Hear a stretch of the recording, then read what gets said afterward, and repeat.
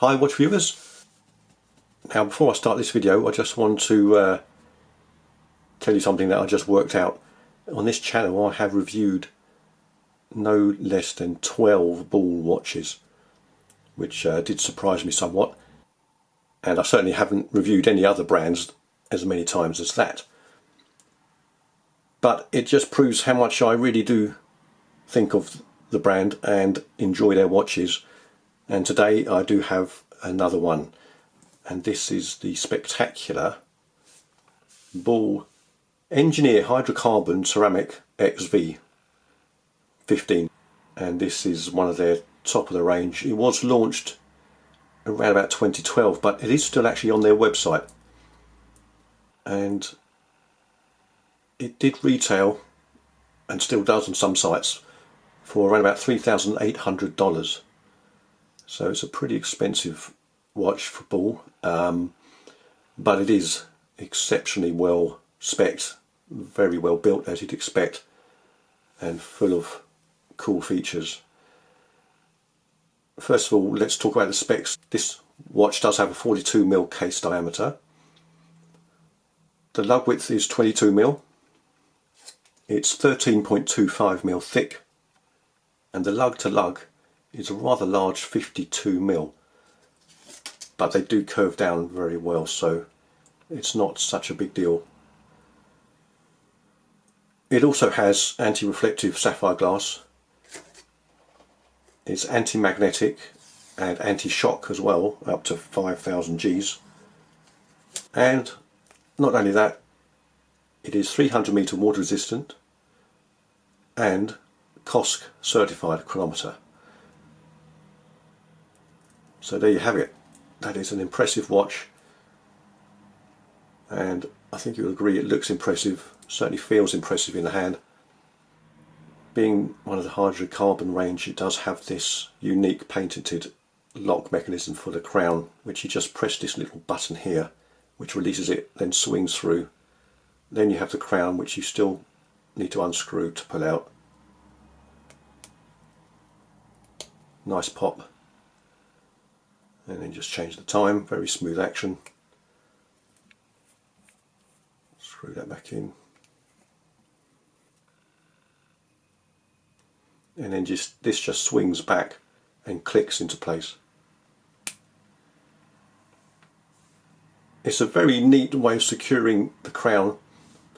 In my opinion, maybe slightly over-engineered, because it is quite a large extension to the crown on the watch, but it does give it a very distinctive look, and it certainly doesn't get in the way when you wear it. Now, as you can tell with the name of this watch, it does have a ceramic bezel, and it really is a smart bezel insert with fully lumed indicators, and of course on the dial you have the tritium tubes as well. The bezel is unidirectional obviously and has 120 clicks. Very nice action, a tiny bit of play, but really solid, and the alignment is spot on. It has an attractive and useful coin edge to the side of the bezel, and the non-serrated sections there do seem to have some type of screw holding the bezel in place. Now, the watch does have, in my opinion, one of the best bracelets that Ball provide.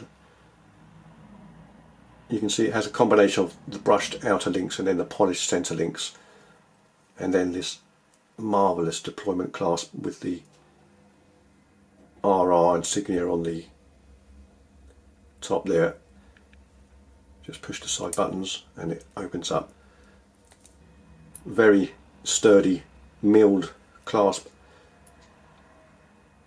Ball design inscribed there, and each side has a special diver's extension, which is quite unique to have that on both sides. Really solid, well engineered, very firm and nice, assured click. and the links are all fastened with screw pins. And true to many Ball watches, it has a really fascinating case back, beautifully embossed with this picture of a mountaineer. Very well done, beautiful. So what's the movement powering this watch? Well, it's the ETA 2892-2, but it has been modified by Ball, and as I said, this is actually COSC certified. So it is very accurate and very reliable. So on top of those specs, you do have also a very well put together case. The fit and finish is stunning.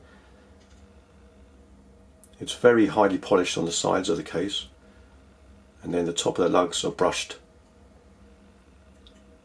and as you can see, there are 2 screws on either side of the end of the lugs holding the bracelet. Very well engineered, absolutely superb build quality. It is a stunning watch all round, and is built like a tank. It feels like this watch will last forever and could take a lot of punishment.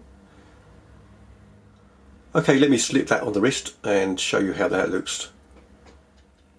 Right, well, for a meaty diver with these specs, it is surprisingly lightweight on the wrist. It doesn't feel cumbersome, even with that crown guard. Feels very comfortable. It's not the thickest hydrocarbon watch I've seen, that's for sure. There's some that are much thicker than this one, and those curved lugs really do help it sit on the wrist and prevent it from looking too big and awkward.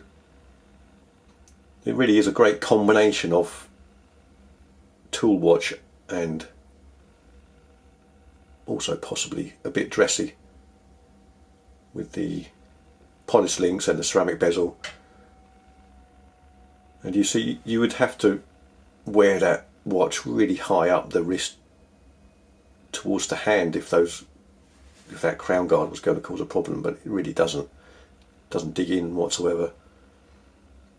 Very impressive. So I'll just show you now how that dial and the bezel look in the dark.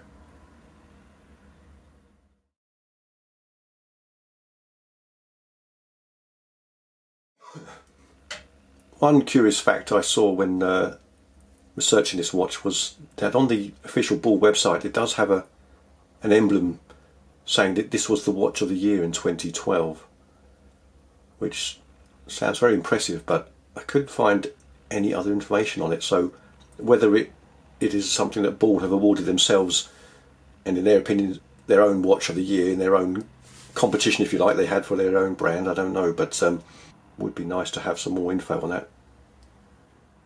Okay, let's have a look at that dial in a bit more detail.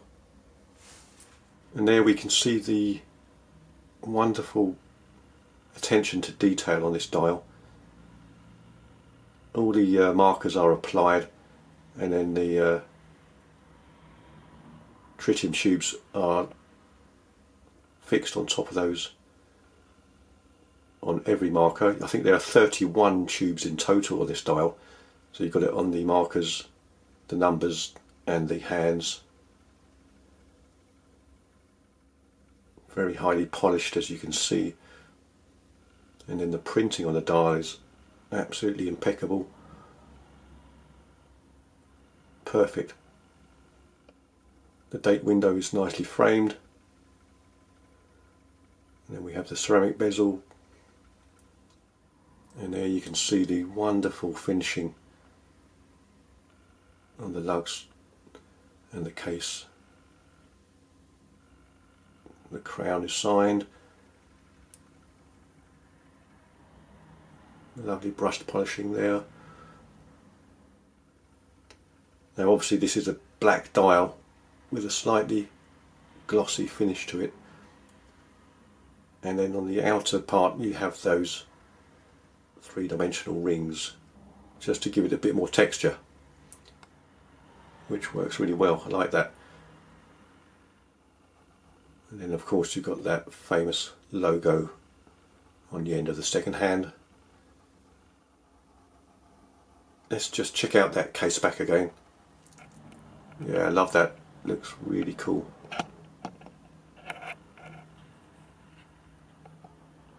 And then you've got the text on the outside, just showing the specs. Very smart indeed. Okay, that's pretty much it. We've come to the end on this one. I hope you enjoyed looking at this impressive ball watch. And once again, thank you so much for watching. See you next time.